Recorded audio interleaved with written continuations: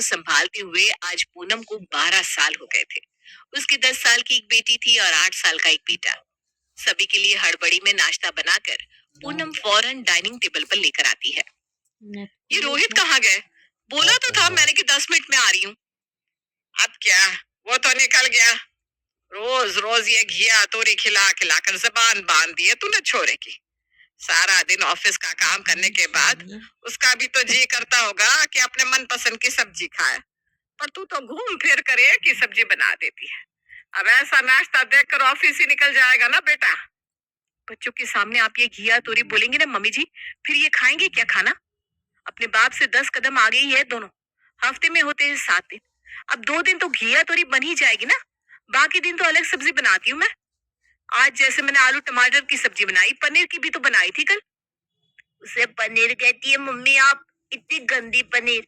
वो तो बर्तन में सर्फ रह जाने के कारण दूध फट गया था, तो मजबूरन आपको उसका छेना निकालना पड़ा और उस छेने का पनीर बनाया था आपने। ऐसे पनीर की सब्जी को आप सब्जी कहती है? एक गिलास पानी पकड़ाने तो रसोई में तू जाता नहीं, तो इतनी शीखी कैसे बगा रहा है? किसने बताया तुझे ये सब? दादी ने। और किसने? ये सुनते ही पूनम बड़ी बड़ी आंखें करके अपनी सास को दांत पीसते हुए देखने लगती है। ये दांत पीस कर मुझे क्या देख रही है? झूठ कहा क्या मैंने? इस घर में पनीर तो तभी बनाती है जब तेरी गलती से दूध फट जाता है। आलू टमाटर की सब्जी मुझे नहीं खानी मम्मी। टमाटर मुझे पसंद नहीं है, आपको पता है। मैं भी नहीं खा रहा हूँ मम्मी। बस आती होगी, हम दोनों जा रहे हैं, चलो दीदी। ये कहकर दोनों बच्चे अपनी बैग उठाकर बाहर निकलने लगते हैं। तभी महेश कहता है, तुम्हारी माँ तुम्हें भूखा रख सकती है बेटा, पर तुम्हारे दादा तुम्हें भूखा नहीं रखेंगे। ये लो 50-50 रुपए रखो और बाहर से कुछ खा लेना अच्छा सा। अपने दादाजी से रोज की तरह आज भी पैसे लेकर दोनों बच्चे हंसते खेलते स्कूल के लिए निकल जाते हैं। क्या कर रहे हैं पापा जी आप ये? इस हफ्ते तीसरी बार आपने इन दोनों को पैसे दे दिए। ऐसे तो इनकी आदत बिगड़ जाएगी। अब ये दोनों जानबूझकर नाश्ता नहीं करते ताकि आपसे पैसे ले सके। अब पापा से बहस कैसे कर रही हैं भाभी? 2 दिन हुए हैं आए मुझे। बोलना नहीं चाहती थी मैं, पर क्या करूं, बेटी हूँ ना, बाप की इंसल्ट बर्दाश्त नहीं कर पाती। ये क्या रोज रोज का तमाशा लगा रखा है आपने? पापा ने क्या कर दिया ऐसा जो उन पर चढ़ी जा रही हैं आप? अपने पोते पोतियों को 50 रुपए ही तो दिए हैं। अगर यही पैसे उन्होंने अपनी नातिन को दिए होते ना, तब आप कहती पापा जी अपनी बेटी के बच्चों को ज्यादा प्यार करते हैं और बेटे के बच्चों से कम। किसी ने सही कहा है, नई बहू नवासी नखरे। 12 साल की शादी के बाद भी मैं नई हूँ। आपकी शादी को तो फिर भी 3 साल ही हुए हैं दीदी। गुस्से में प्रिया खाने की टेबल से उठकर अपने कमरे में चली जाती है। अपनी प्यारी बेटी को मनाने के लिए महेश उसके फेवरेट रेस्टोरेंट से दाल तड़का और नान मंगवाता है। खाने को प्लेट में सर्व करने सुषमा रसोई में जाती है। क्या खुशबू है, इसे कहते हैं खाना। क्या रंग आया है दाल का। और यहाँ लोग कुकर में दाल सिझाकर सामने रख देते हैं और कहते हैं कोई खाना नहीं खाना चाहता। मुझे पता है मम्मी जी आप ये ताने मुझे दे रही है ना। रोहित बिना खाए सुबह निकल गए थे, तो मैं पहले ही टेंशन में हूँ। कुछ ऐसा मत बोलिए कि मैं घुमा कर 2 बातें कह दूं। आप लोगों ने बाहर से खाना मंगवा ही लिया है ना, तो खा लीजिए। पूनम का मन काम में लग ही नहीं रहा था। लगता भी कैसे, आज उसका पति भूखे पेट जो ऑफिस चला गया था। टेंशन में पूनम अपनी फ्रेंड जागृति को कॉल लगाती है। मैं नहीं मानती, तेरे ससुराल वाले ये ड्रामा कर रहे हैं। अरे भैया आजकल तो किसी की बहू एक सूखी रोटी नहीं डालना चाहती सास ससुर को। इनको 3-3 टाइम का खाना मिल रहा है, 2 टाइम नाश्ता मिल रहा है, उसके बाद भी नखरे कर रहे हैं। जाने दे तेल लेने, रहने दे भूखे पेट सबको, 2 दिन में लाइन पर आ जाएंगी। नहीं नहीं जागृति, तू जानती है ना मैं किसी को भूखा नहीं रख सकती। रोहित आज बिना टिफिन लिए चले गए ना, अब उस टेंशन में मुझसे एक निवाला नहीं खाया जा रहा। बता मैं क्या करूं? जीजा जी को कौन सी सब्जी पसंद है वही सब्जी बना, आराम से पैक कर और उनके ऑफिस देकर आ। साथ में छोटा सा नोट भी लिख देना, देखना फिर कैसे वो सब कुछ भूलकर डेट प्लान कर लेते हैं। पूनम को जागृति का आइडिया बड़ा पसंद आता है। वो बड़े मन से अपने पति के लिए आलू गोभी की सब्जी बनाकर टिफिन में पैक करती है और उनके ऑफिस लेकर पहुंचती है, जहां वो देखती है कि रोहित पहले ही कैंटीन में खाना खा रहा है। मतलब मैं बेकार ही इतनी मेहनत करके ये टिफिन लेकर आई, तो तुम्हें क्या लगा मैं तुम्हारे टिफिन के इंतजार में भूखा बैठा रहूंगा? तुम्हारा बनाया हुआ खाना नहीं खाना था, इसीलिए तो कैंटीन में खा रहा हूं मैं। सुन लिया। अब जरा टिफिन खोलकर देखो तो सही कि क्या लेकर आई हूं मैं। आलू गोभी की सब्जी, वही मसाले। तुम सारी सब्जियों में एक सरी का मसाला डाल देती हो, समझ में ही नहीं आता गोभी खा रहा हूँ या भिंडी। अपने कलीग्स के सामने रोहित पूनम के बनाए खाने की इंसल्ट कर देता है। पर आज पूनम भी ठान लेती है कि अब वो किसी के लिए एक्स्ट्रा मेहनत नहीं करेगी, और इस चीज को मद्देनजर रखते हुए वो रात का खाना बनाती ही नहीं। 7 बज गए। अब लगेगी सबको भूख और याद आऊंगी सबको मैं। पर आज मैं नहीं पीक लूंगी। जब तक ये लोग मेरे खाने की कदर ना करें, मैं खाना नहीं बनाने वाली। पूनम खुद ही खुद में बातें कर रही थी, तभी दरवाजे से रोहित अंदर आता है। चलो सब जल्दी से तैयार हो जाओ, आज खाना बाहर ही खाएंगे। ये हुई ना बात, बच्चे भी बाहर जाने की बड़ी जिद कर रहे थे। अरे पर अभी तो आप आए हैं, कब सब तैयार होंगे, कब हम रेस्टोरेंट पहुंचेंगे, कब ऑर्डर देंगे। फिर खाना बनाने में भी 20-25 मिनट तो रेस्टोरेंट वाले ले ही लेंगे। इतनी देर भूख बर्दाश्त होगी क्या पापा जी आपसे? 8 बजे तो आपको एग्जिट खाना चाहिए होता है। थोड़ा एडजस्ट तो करना पड़ता ही है बहू, बाकी इतनी देर लगेगी नहीं। हम कौन सा बर्थडे पार्टी पर जा रहे हैं जो तैयार होंगे। बस एक टी शर्ट पहन लूंगा अभी। मैं तो इसी साड़ी को ठीक से लपेट लेती हूँ। मेरी तो मार्केट वाले कपड़े ही है, और बच्चों को तो देखेगा ही कौन। और यहीं से रेस्टोरेंट वालों को फोन करके खाना बनाने का ऑर्डर भी दे देते हैं। जब तक हम वहां पहुंचेंगे तब तक खाना मिल जाएगा। पूरा परिवार तैयार होकर रेस्टोरेंट चला जाता है और वहीं डिनर करता है। अब कहती है ना भाभी, क्या कमी रह जाती है खाने में। अब खुद ही इस बात का अंदाजा लगाइए कि रेस्टोरेंट के खाने में कोई कमी नहीं निकाल रहा। यानी कुछ तो अंतर है ना, आपके खाने में और यहाँ के खाने में। घर का खाना खाकर तो मेरी जान जा रही थी बुआ। अच्छा हुआ पापा आप हमें बाहर ले आए, वरना भगवान जाने मेरा क्या होता। फिर आती है बिल देने की बारी। अरे रुक रुक रोहित, तू क्यों भरेगा बिल? बिल तो बहू को भरना चाहिए। रसोई के नाम के सारे पैसे उसी के हाथ में तो जाते हैं। आज हम सब बाहर खा रहे हैं तो रसोई का राशन भी तो बच रहा है। बिल भर दे बहू, तेरे महीने के पैसों में से काट लेना। डिनर करके सभी वापस लौट आते हैं, पर ये बात यहीं खत्म नहीं होती। अगली सुबह पिंकी और उसके दादाजी मिलकर ऑनलाइन कुछ ऑर्डर करने की कोशिश कर रहे थे। बेकार में आप दोनों तब से कोशिश कर रहे हैं। इतनी सुबह तो हलवाई की दुकान भी नहीं खुलती, कौन ला कर देगा डिलीवरी। अब टेंशन मत लीजिए मम्मी, आजकल के बच्चे हैं, जितना हमें नहीं पता होता उतना उनको पता होता है। पिंकी कह रही है तो ब्रेकफास्ट भी ऑर्डर होता ही होगा। वो तो होगा नहीं, हो गया ऑर्डर। पोहा, मिठाई, कचौड़ियाँ और पराठे। और मेरी फ्रेंच फ्राइज भी दीदी। हाँ हाँ, तू क्यों टेंशन ले रहा है, बर्गर और फ्रेंच फ्राइज अलग से ऑर्डर किया है मैंने। ठीक है फिर प्लेट लगाओ भाई, खाने की वैरायटी सुनकर ही भूख लग गई मुझे। बहू, डिलीवरी वाले को पैसे दे देना, क्योंकि घर खर्च के पैसे तो तेरे पास ही रहते हैं ना। अब घर का राशन भी तो बच रहा है। जी मम्मी जी। अब इसी तरह तीनों वक्त पूनम के ससुराल वाले रेस्टोरेंट से मंगवा मंगवा कर खाने लगते हैं, और बिल मत्थे चढ़ता है तो पूनम के। महीने के 10वें दिन में ही पूनम के हाथ के पैसे खत्म हो जाते हैं। ये तो हाथ ही कर दी इन लोगों ने। हाथ में मेरे 30,000 आते हैं, रसोई में तो 20,000 में ही चला लेती हूँ, 10,000 तो बच ही जाते हैं। पर यहाँ इन लोगों के रेस्टोरेंट के खाने के पीछे आधे महीने में ही पूरे पैसों का स्वाहा कर दिया। अब मैं अपने पिछले महीने के बचाए हुए पैसे नहीं देने वाली, किसी को चाहे कुछ भी हो जाए।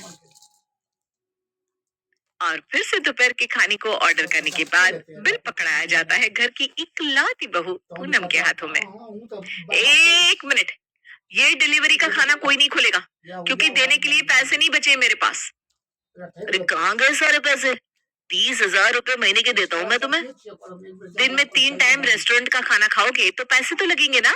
और वैसे भी 2,000 रुपए ऊपर से ऑलरेडी दे चुकी हूँ मैं, अब मेरे पास पैसे नहीं है। इस घर में सभी का डिपार्टमेंट बटा हुआ है बहू। हम सबके खाने का ख्याल रखने का डिपार्टमेंट तुम्हारा है, जो तुम रख नहीं पा रही, तो इसमें गलती तो तुम्हारी है। और गृहिणी के हाथ में जितने पैसे दिए जाए उस पैसों में गुजारा करना गृहिणी का कर्तव्य होता है बहू। ये क्या बात हुई मम्मी जी, ये तो जबरदस्ती है। ठीक है, ऐसी बात है तो अब रसोई में राशन मंगवाने में मैं पैसे खर्च करूंगी ही नहीं, और आप सबको खाना बाहर का ही मिलेगा। पर खाना आप लोग नहीं, मैं खुद ऑर्डर करूंगी। बस आप लोग बता दीजिएगा कि किसे क्या खाना है। अपने बजट को मेंटेन रखने और अपने ससुराल वालों के होश ठिकाने लगाने के लिए पूनम मंगवाना शुरू करती है ठेले का खाना। और इसका आगाज कुछ इस तरह होता है। सब कुछ पैक कर लिया ना दीदी? ट्रेन आती होगी। हाँ बस भाभी ट्रेन का खाना दे दे तो निकलो। पर मेरे हाथ का बना खाना तो किसी को अच्छा नहीं लग रहा ना दीदी, इसलिए मैंने कुछ बनाया ही नहीं है। और आपको मैं ऐसे खाली हाथ नहीं भेजूंगी। ऑर्डर किया है मैंने खाना, छोले और भटूरे। पैक ही आएगा, आते ही सीधा आपको पकड़ा दूंगी। यहाँ पहुंचती है डिलीवरी और वहां प्रिया की हो जाती है विदाई। शाम को ही प्रिया अपनी भाभी को कॉल करके कहती है, ये कैसे छोले दिए भाभी आपने? शाम होते होते ही ये खट्टे हो गए। हम मेरी आलू की सूखी सब्जी और पूरी आपको भा नहीं रही थी ना दीदी, तो मैंने बाहर से छोले और भटूरे मंगवा दिए। अब वो खट्टे हो या मीठे, मैं क्या कर सकती हूँ। वैसे खट्टी नहीं है भाभी, खट्टी मतलब 4 घंटे में ही खाना खट्टा होने लग गया। शाम तक तो पूरी तरह सड़ जाएगा और कल लग जाएंगे इसमें कीड़े। कल शाम को मैं अपने ससुराल पहुंचूंगी, तब क्या खाऊंगी मैं? बाहर के खाने का तो यही होता है ना दीदी। बाहर के खाने में तो कैसे कैसे हाथ लगे होते हैं, क्या ही बताऊं। वैसे अब तो आपको बाहर के खाने की आदत हो गई है, पैंट्री से मंगवा लीजिएगा। वैसे सुना है पेंट्री में मरे हुए चूहे वाले खाने भी परोस दिए जाते हैं कभी कभी। संभाल कर खाइएगा हाँ। पूनम रात के खाने की तैयारी के लिए पास के ठेले पर पहुंचती है। आइए आइए भाभी, 5 रुपए के ठेले में आपका स्वागत है। नाम देख कर ही तो आई हूँ भैया। ये 5 रुपए के ठेले का क्या मतलब है? सब कुछ 5 रुपए में मिलेगा क्या? क्या भाभी आप भी ना मजाक कर दिए। अच्छी क्वालिटी रखने के लिए पैसे भी तो लगाने पड़ते हैं। आप तो ये समझो कि हम ऊपर से 1 भी रुपया नहीं ले रहे हैं, जो लागत है बस वही चार्ज कर रहे हैं। जो चीज बाहर 10 में मिलेगी यहाँ 5 में, यानी कि 50% का फायदा है हमारे ठेले से लेने पर। अच्छा हाँ। तो ये मटर पनीर कितने की दोगी? 120 रुपए की 1 प्लेट। हाँ वाकई ये रेट तो तुम्हारा बहुत सही है। फिर एक काम करो, 1 प्लेट आलू दम की सब्जी दे दो, 2 प्लेट पनीर की सब्जी और 10 रोटियां। तीनों सब्जियां पैक करवा कर पूनम अपने घर पहुंचती है। अब सबसे पहले 2-3 रोटियों को जरा जला देती हूँ और सब्जियों के साथ 10 रोटी पूनम टेबल पर सजा देती है। अब तो मुझे भी बाहर के खाने की आदत लग गई है। बहुत तेज भूख लग रही है। 4 रोटियां तो मैं ही खा लूंगी। हाँ हाँ खाओ पूनम। 4 रोटियां लेकर पूनम पहले ही बैठ जाती है। बचती हैं 6 रोटियां और खाने वाले 5 लोग। ये रोटियां तो जली हुई हैं। क्या पापा जी ऐसा कैसे हो गया? मैंने तो उसी रेस्टोरेंट से खाना मंगवाया है जहाँ से आप लोग मंगवाते हैं। अभी फोन करके कंप्लेन करती हूँ। और रोटियां तुमने इतने कम क्यों मंगवाए बहू? मैंने तो 25 रोटियों का ऑर्डर दिया था मम्मी जी, पर उन्होंने कैंसिल कर दिया। शादी का सीजन है ना, स्टॉक खत्म हो गया होगा। इसी में आप लोगों को अब गुजारा करना होगा, क्योंकि मेरी रसोई की रोटियां तो अब मुझे भी नहीं भाती। तो ये ऑप्शन तो है ही नहीं। आधे से भी कम खाना खाकर सभी को सोना पड़ता है। अगली सुबह सभी की चॉइस पूछकर पूनम 5 रुपए के ठेले वाले मोहन को कॉल करके खाने का ऑर्डर दे देती है। ठेले पर खाना कैसा बनता है इससे तो आप सभी वाकिफ है। ठेले के ही तले बुरे खाने को फिर से रेस्टोरेंट का बताकर पूनम सभी को परोस देती है। देखकर ही घिन आ रही है, इतना ज्यादा तला हुआ खाना। 2 कचोरी खाने के बाद तीसरी कचोरी बाहर आ जाएगी। पर पूनम की सोच के बिल्कुल विपरीत चीज होती है। महेश तो खाने की डबल तारीफ कर देता है। बहुत अच्छा किया बहू तुमने, जो ये खाना ऑर्डर करने का जिम्मा खुद पर ले लिया।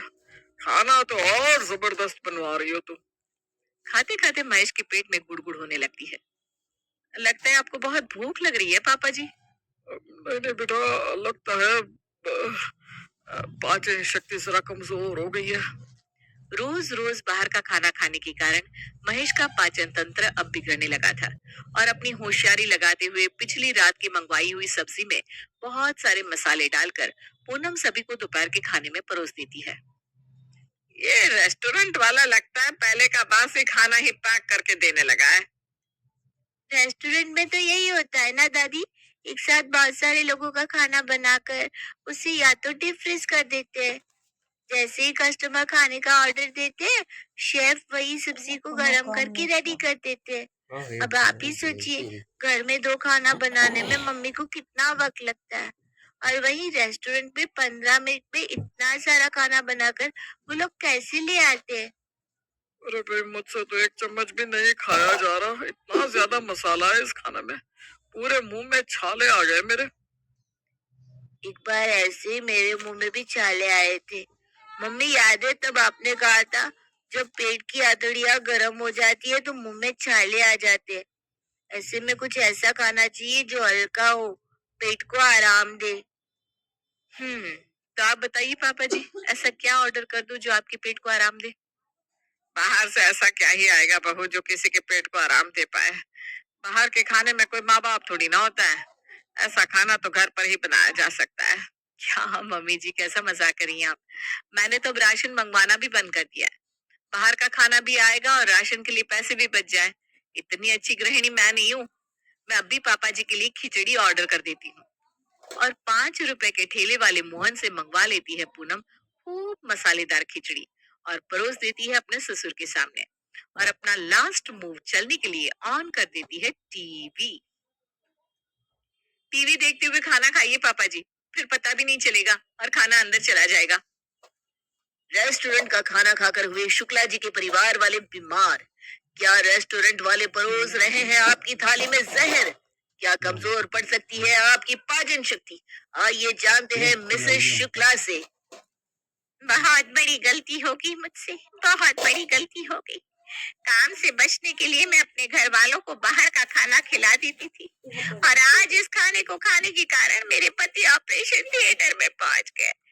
ये रेस्टोरेंट में खाना नहीं, जहर मिलता है, जहर। आप सभी दर्शकों से विनती है कि कभी कभार ही बाहर का खाना ठीक है, पर रोज रोज नहीं। पूनम के घर पर सबकी तबीयत तो बिगड़ने लगी ही थी और इस न्यूज को देखने के बाद सभी के पसीने भी छूट जाते हैं। इस खिचड़ी को हटाओ यहाँ से। अब इस घर में बाहर का खाना नहीं आएगा। मुझे जीना है भाई। मैं अभी पिज्जा बर्गर नहीं खाऊंगी। मम्मी, आप जो बनाओगी मैं वही खाऊंगी। और पहली बार घर में ऐसा होता है कि ठेले के खाने के कारण अब सभी घर का खाना शुरू कर देते हैं।